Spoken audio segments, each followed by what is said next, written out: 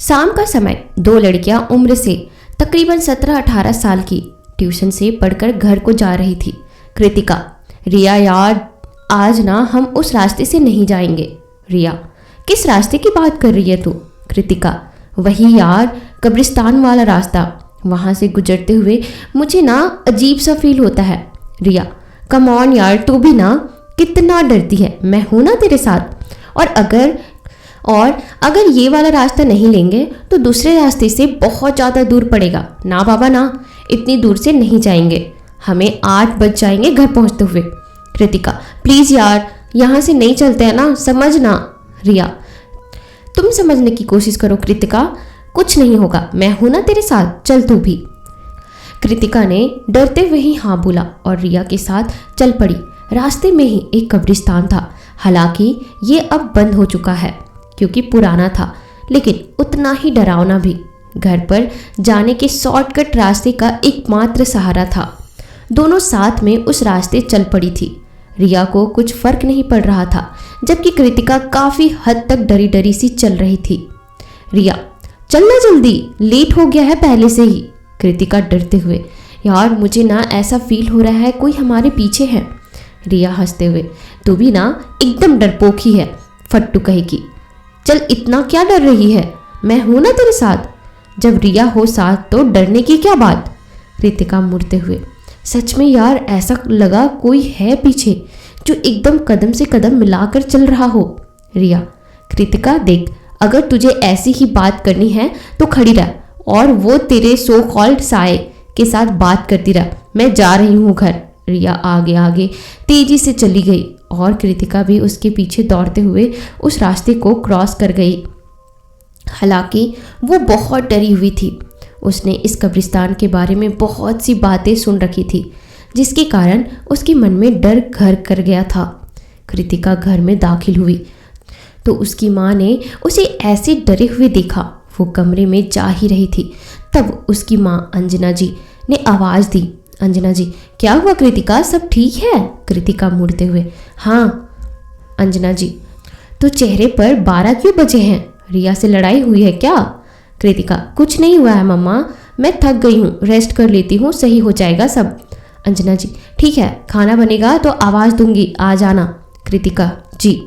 वो कमरे में आए तब भी उसे इसी तरह का एहसास होने लगा, मानो कोई उसके एकदम करीब करीब होकर साए की तरह चल रहा हो। पर जब भी डरकर मुड़ती तब कुछ नहीं मिलता। वो डरकर एक किनारे बैठ गई थी। उसे अजीब सी घुटन होने लगी थी, अजीब सी आवाज़ें सुनाई देने लगी, हर वक्त किसी के आसपास होने का एहसास सताता। कृतिका अब खुद से बोलती है, आखिर हो क्या गया है मुझे, ये सब इतना अजीब क्यों लग रहा है? तभी उसके कान में करीब से किसी ने धीरे से फुसफुसाया, कृतिका। वो डर कर चौंक गई और बाहर को दौड़ी। उसे ऐसे आते देख उसकी माँ हैरान थी। अंजना जी, क्या हुआ? तू तो आराम कर रही थी ना, ऐसे भाग कर क्यों आ रही है? कृतिका अटकते हुए बोली, कुछ नहीं मम्मा, बस प्यास लगी थी तो पानी पीने आ गई। अंजना जी हंसते हुए, पानी ही चाहिए था तो आवाज़ दे देती, और ऐसे दौड़कर आ रही है जैसे पानी ही खत्म होने वाला हो। उन्होंने उसे पानी दिया, जिसे धीरे धीरे पीकर वो वहीं बैठ गई। मम्मा, मैं आपके पास ही बैठ जाऊँ क्या? अंजना जी मजाक करते हुए बोली, बैठ जा, मेरा कौन सा किराया खर्च हो रहा है। वो रात तक वहीं बैठी थी। जब खाना बना तब घर के फ़ोन की घंटी बजी थी। उसने फ़ोन उठाया, जो कि उसके पापा का था। उसके पापा का नाम था रितेश जी। वो फ़ोन करते हैं, कृतिका, दरअसल तुम्हारे ताया जी की तबीयत खराब हो गई है तो आज मैं उनके साथ हॉस्पिटल में ही रुक रहा हूँ। कृतिका, अच्छा मम्मा को फ़ोन देती हूँ। अंजना जी ने उसे सब बता दिया था, जिस पर वो बोली, अगर भाभी को मेरी ज़रूरत हो तो मैं भी आ जाऊँ क्या? रितेश जी, अगर तुम भी आ गई तो कृतिका किसके साथ रहेगी? फ़िलहाल रात काफ़ी हो गई है, तुम रहने दो, मैं सुबह आऊँगा तब चलना। वो बात मान गई और दोनों खाना खाकर सोने चली गई। जैसे तैसे करवटें बदलते हुए वो सो गई, पर रह रहकर उसके कान में अजीब सी आवाज़ का आना बरकरार ही था। और ऐसे ही देर रात वो बड़ी मुश्किल से सोई। सुबह के समय अंजना जी हॉस्पिटल जाने के लिए तैयार थी, इसलिए आज कृतिका को स्कूल भी नहीं भेजा था। अंजना जी उसे समझाते हुए कहती है, कृतिका, दिन का खाना बना दिया है मैंने। घर को अच्छे से अंदर से बंद करो और किसी भी अनजान के आने पर दरवाज़ा मत खोलना। कृतिका, मम्मा मैं घर में रहकर क्या करूँगी अकेले, प्लीज़ मैं भी साथ चलूँ क्या? अंजना जी, तू साथ चलकर क्या ही करेगी, बच्चों का वहाँ कोई काम नहीं है। कृतिका, मम्मा प्लीज़ मैं ताया जी के घर में रुक जाऊँगी। अंजना जी बोलती है, वहाँ के सब लोग तो पहले से ही हॉस्पिटल में हैं, तू यहीं रह बेटा, ख्याल रखना। चल तू अकेले नहीं भी रहना चाहती तो रिया को फ़ोन करके बुला लेना। कृतिका जैसे तैसे मान ही गई। अंजना जी चली गई तो कृतिका भी अंदर आई और उसने सबसे पहले रिया को कॉल लगाई। रिया, क्या हुआ मैडम, तेरे चक्कर में आज मैंने भी स्कूल से छुट्टी की है, बड़ी ही बोर हो रही हूँ। कृतिका, तो मेरे घर आ जाना, अकेली ही हूँ मैं, हम मिलकर बहुत सारी बातें करेंगे। रिया, हाँ आइडिया तो अच्छा है, चल आती हूँ। कृतिका रिया के आने तक घर की छत पर खुले में ही खड़ी इंतजार कर रही थी। जब उसे रिया दिखी तब जाकर उसे सुकून आया था। रिया दूर से उसे देखते हुए खुद से बोली, मुझसे बोल रही थी कि अकेली ही हूँ, पर इसके साथ ये लड़का कौन है? उसने अपनी साइकिल की स्पीड बढ़ाई और घर के बाहर पहुंची। तब तक कृतिका भी तेजी से नीचे दौड़कर आई थी। कृतिका आ गई थी और जब रिया उसके पास आई तो रिया कहती है, कृतिका तू तो बोल रही थी कि मैं तो अकेली हूँ, तो तेरे साथ वो लड़का कौन था? कृतिका, कौन लड़का, पागल हो गई हो क्या, मेरे साथ कोई लड़का नहीं था। रिया, यार मैंने खुद देखा है, तेरे साथ कोई लड़का था, साथ चल रहा था तेरे।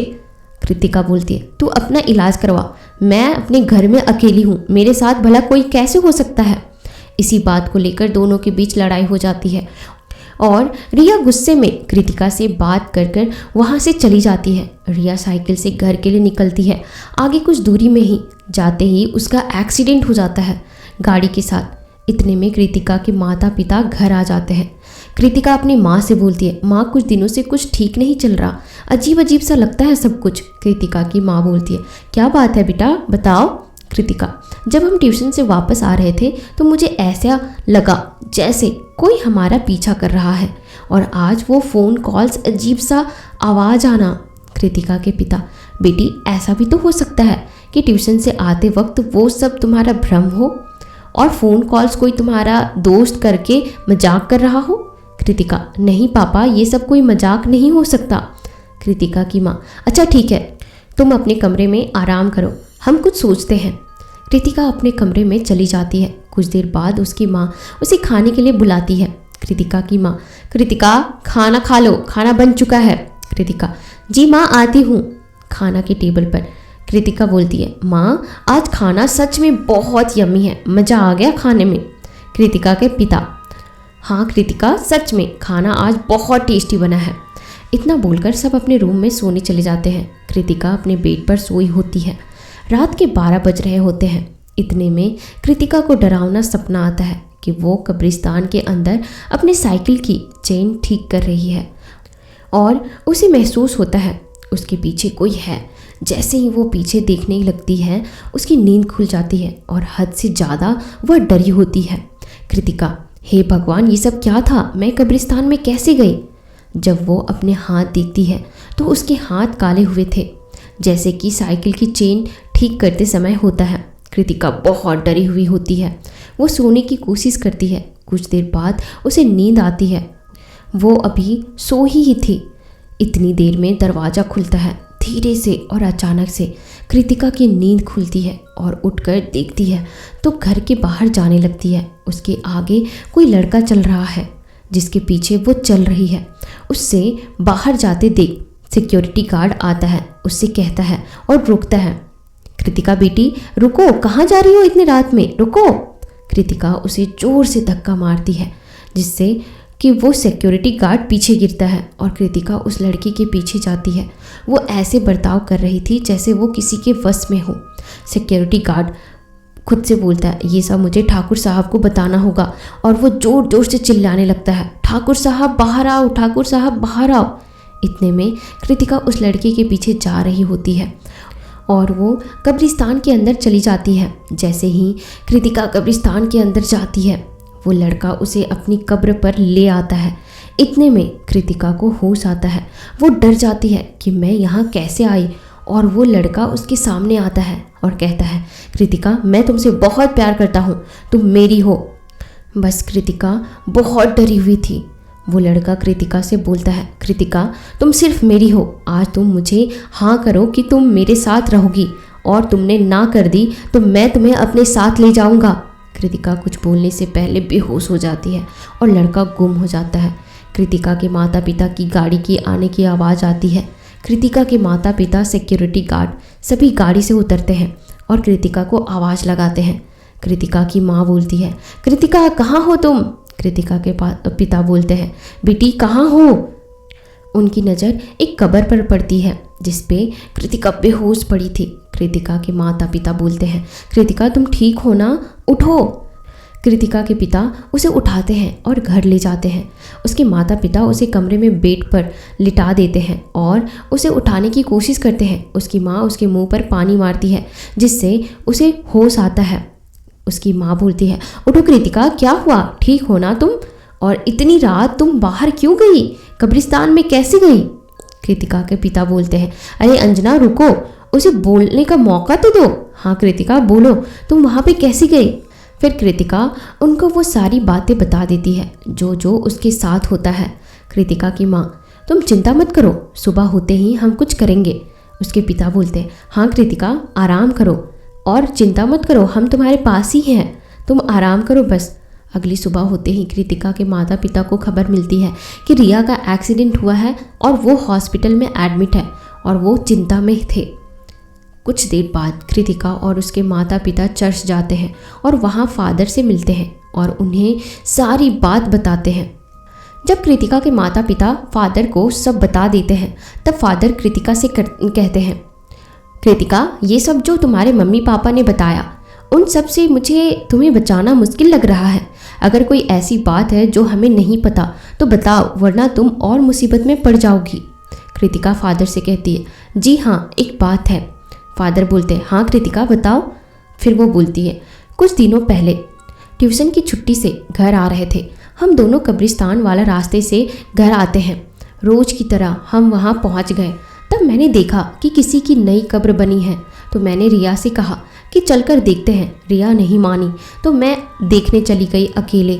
वो एक लड़के की कब्र थी जिसका नाम जेम्स था। उसका बर्थ था 1992 और मरने की तिथि थी 2011।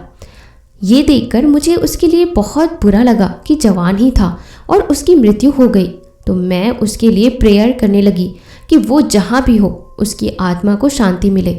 और मैंने उससे कहा कि तुम्हारी गर्लफ्रेंड है?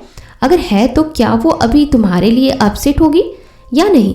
तो मैंने कहा कि अगर मैं उसकी गर्लफ्रेंड होती तो मैं उससे बहुत प्यार करती और किसी के पास ना जाती। इतना बोलकर मैं वहाँ से निकल गई। फादर बोले, ठीक है बेटा, आप तीनों घर जाओ, मैं आपसे शाम में मिलता हूँ। कृतिका की माता, पर फादर सब ठीक तो हो जाएगा ना? फादर बोलते, देखिए अंजना जी, इस समय मैं कुछ नहीं कह सकता। मुझे पहले कब्रिस्तान जाना होगा, उस लड़के के बारे में पता करना होगा, मैं तभी कुछ बता सकता हूँ। कृतिका के माता पिता ठीक है कहकर वहाँ से चले जाते हैं। उसके बाद कृतिका और उसके माता पिता अस्पताल गए रिया को देखने के लिए। अस्पताल में अंजना जी बोली, रिया अब कैसी हो तुम? रिया, जी आंटी ठीक हूँ अब मैं। कृतिका के पिता, पर रिया तुम्हारे साथ ये सब अचानक कैसे हुआ? रिया कहती है, पता नहीं अंकल, मैं आपके घर से निकली तो कुछ दूरी पर जाते ही एक गाड़ी अचानक से सामने आई और मुझे गिराकर चली गई। वहाँ पर पत्थर थे जिनसे मुझे चोट लग गई। कृतिका ने बोला, तुझे ध्यान से चलाना चाहिए था ना? रिया, मैंने देखा था पर वो गाड़ी दूसरी दिशा में जा रही थी। अचानक से जिस रास्ते में मैं थी उसी रास्ते में आ गई। कृतिका की माँ रिया की माँ से कहती है, ठीक है, आप रिया का ध्यान रखना, हम घर चलते हैं, कुछ ज़रूरी काम है। रिया की माँ बोलती है, ठीक है। शाम होते ही फादर घर आते हैं और कृतिका के माता पिता से बात करते हैं। फादर, देखिए, सुबह आपसे बात करने के बाद मैं कब्रिस्तान गया था। वहाँ जाकर मैंने जेम्स के बारे में बहुत सारी जानकारी निकाली तो पता चला कि जेम्स छोटी उम्र में ही गलत कामों में पड़ चुका था। जिस दिन उसकी मौत हुई उस दिन भी वो किसी लड़की से बदतमीजी करके भाग रहा था बाइक से। बाइक तेजी में थी जिस वजह से उसकी मौत हो गई। कृतिका की माँ बोलती है, पर फादर, जेम्स कृतिका के पीछे क्यों पड़ा है?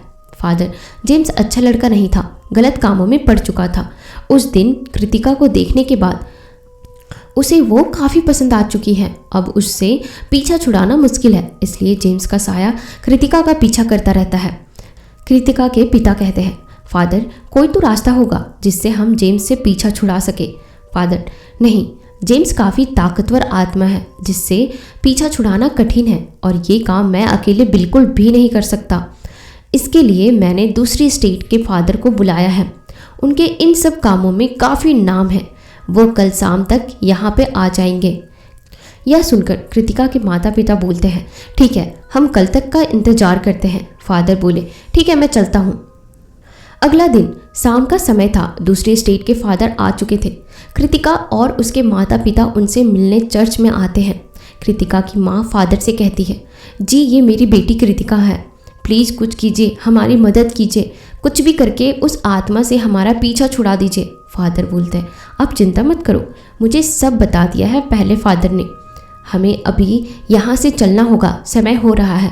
पहले फादर बोलते हैं, जी हाँ, हमें जल्दी से यहाँ से चलना होगा। कृतिका के पिता, ठीक है, चलते हैं। फादर ने कहा, नहीं, ये काम बस कृतिका को ही करना होगा, उसके लिए आपको नहीं आना है। कृतिका की माँ बोलती है, पर फादर, कृतिका हमारी बच्ची है, उसे अकेले नहीं छोड़ सकते, वो डर जाएगी। कृतिका बोलती है, नहीं माँ, मैं नहीं जाऊँगी, वो मुझे मार देगा, मुझे अकेले नहीं जाना। कृतिका फिर रोने लगती है। उसे देख उसके माता पिता भी रोने लगते हैं। दूसरे फादर बोलते हैं, देखिए आप चिंता मत करिए, जब तक हम हैं कृतिका को कुछ नहीं होगा, समय हो रहा है, हमें जाना चाहिए। पहले फादर बोलते हैं, कृतिका बहुत बहादुर लड़की है, क्यों कृतिका, मैं सही बोल रहा हूँ ना? कृतिका, जी हाँ, मैं चलूँगी और उसका सामना करूँगी। दोनों फादर बोलते हैं, शाबाश कृतिका। इतना बोलकर दोनों फादर कृतिका को लेकर अपने साथ कब्रिस्तान चले जाते हैं। रात का समय था, 8 बजे ही थे। वो तीनों कब्रिस्तान आ चुके थे। कृतिका, फादर प्लीज़, मुझे बहुत डर लग रहा है, कोई और रास्ता नहीं है? फादर बोलते हैं, देखो कृतिका, अगर तुम ऐसे डरती रहोगी तो वो जेम्स तुम्हारा पीछा कभी नहीं छोड़ेगा, चिंता मत करो, हम साथ हैं। कृतिका वो डरते हुए ठीक है बोलती है। दूसरे फादर जेसस का लॉकेट निकालते हैं, साथ में एक किताब भी जिसमें जेसस की प्रेयर लिखी होती है। फादर लॉकेट पकड़कर जेम्स की कब्र से कहते हैं, जेम्स सामने आओ, जेम्स सामने आओ, जेम्स सामने आओ। पहले फादर बोलते हैं, कृतिका तुम बुलाओ, तुम्हारे बुलाने से वो जरूर आएगा। कृतिका डरते हुए, जेम्स सामने आओ, जेम्स सामने आओ। कृतिका जोर से चिल्लाती है, मैंने कहा सामने आओ। और फिर वो वहाँ धुआं उठता है। इतनी देर में जेम्स फादर के सामने आ जाता है। दूसरे फादर, जेम्स तुम कृतिका को क्यों तंग कर रहे हो, इस बच्ची का क्या कसूर है? जेम्स बोलता है, मुझे कृतिका चाहिए, किसी भी कीमत पर, मैं उसे बहुत प्यार करता हूँ और वो भी मुझसे बहुत प्यार करती है, और मैं उसे पाकर ही मानूंगा। जो मेरे और कृतिका के बीच आएगा, मैं उसका रिया की तरह हाल कर दूंगा, मैं उसे मार डालूंगा, खत्म कर दूंगा। तुम दोनों की भलाई इसी में है कि तुम दोनों यहाँ से चले जाओ और कृतिका मुझे दे दो। कृतिका बोलती है, इसका मतलब रिया का एक्सीडेंट तुमने करवाया है? जेम्स बोलता है, हाँ, वो तुमसे बदतमीजी कर रही थी, मुझे बहुत गुस्सा आया, उसका एक्सीडेंट करवा दिया मैंने। कृतिका, जिसे तुम प्यार बोल रहे हो ना, वो प्यार नहीं, पागलपंती है। रिया मेरी दोस्त है, वो जैसे मर्जी बोले, उससे तुम्हें क्या मतलब? पहले फादर बोले, झूठ बोल रहे हो तुम, कृतिका तुमसे प्यार नहीं करती। जेम्स अपने हाथ से पहले वाले फादर को उठा के दूर फेंक देता है। कृतिका आगे आती है और जेम्स से गुस्से में कहती है, मैं तुमसे प्यार नहीं करती, नफरत करती हूँ जेम्स, सिर्फ और सिर्फ नफरत, तुम प्यार के काबिल नहीं हो। जेम्स कृतिका को भी पीछे फेंक देता है। दूसरे फादर, हम कृतिका तुम्हें नहीं देंगे, उसे छोड़ दो, वो तुमसे प्यार नहीं करती और उसका पीछा छोड़ दो हमेशा के लिए। तुम मेरे होते कृतिका का कुछ नहीं बिगाड़ सकते। फादर 3 बार जेम्स पर पानी का छिड़काव करते हैं और बोलते हैं, go away, go away, go away. James गायब हो जाता है। दूसरे फादर कृतिका और पहले फादर को उठाने लगते हैं। इतनी देर में जेम्स की कब्र जोर से हिलने लगती है और उनके सामने जेम्स आ जाता है। दोनों फादर प्रेयर पढ़ते हैं और लॉकेट को जेम्स की तरफ कर देते हैं। जेम्स हवा में उड़ रहा था। लॉकेट की वजह से उसे जोर से झटका लगता है, जिससे वो भस्म हो जाता है। लास्ट में तीनों कब्रिस्तान से बाहर आते हैं। कृतिका के माता पिता वहीं खड़े होते हैं। कृतिका की माँ कृतिका को जोर से गले लगाती है और रोने लगती है। फादर कहते हैं, चिंता मत करो, सब ठीक हो चुका है। जेम्स अब कभी कृतिका के पीछे नहीं आएगा। कृतिका के माता पिता ने बहुत बहुत धन्यवाद किया फादर को और कहानी यहीं पे ख़त्म होती है। तो दोस्तों, आपको यह कहानी कैसी लगी मुझे कमेंट सेक्शन में ज़रूर बताइएगा। और साथ ही अगर आप हमारे चैनल पर नए हैं तो हमसे जुड़ने के लिए हमारे चैनल को सब्सक्राइब ज़रूर कीजिएगा, ताकि आगे भी आप इसी तरह की मज़ेदार कहानियाँ सुनते रहें। और अगर आपके पास भी कोई हॉरर स्टोरीज़ है या खुद की कोई एक्सपीरियंसेस है तो आप मुझे इंस्टाग्राम पर शेयर कर सकते हो। मेरी इंस्टाग्राम की आईडी है digital divya 001। मैं आपकी कहानियों को आवाज़ ज़रूर दूंगी।